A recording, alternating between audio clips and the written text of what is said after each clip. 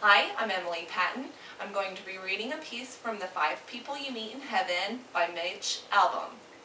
This particular piece takes place when Eddie meets his first person in heaven.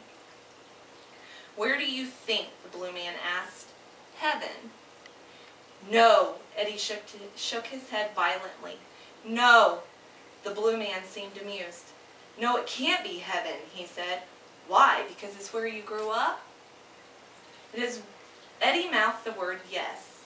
"Ah," the blue man nodded. "Well, people often belittle the place where they were born, but heaven can be found in the most unlikely corners, and heaven itself has many steps. This for me is the second, and for you the first." He led Eddie through the park, passing cigar shops, sausage stands, and the flat joints, where suckers lost their nickels and dimes. Heaven, Eddie thought. Ridiculous. He had spent most of his adult life trying to get away from Ruby Pier.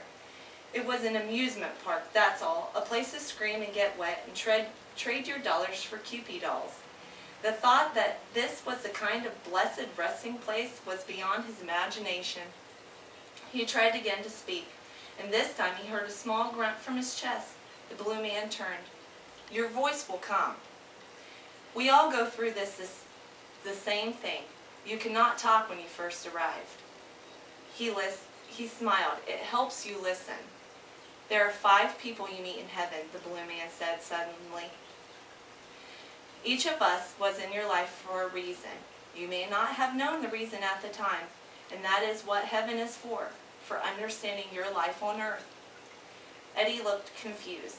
People think of heaven as a paradise garden, a place where they can float on clouds and laze in rivers and mountains, but scenery without solace is meaningless.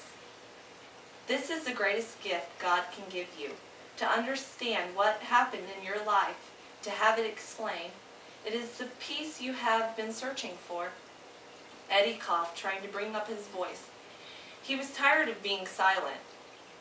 "I am your first person, Edward.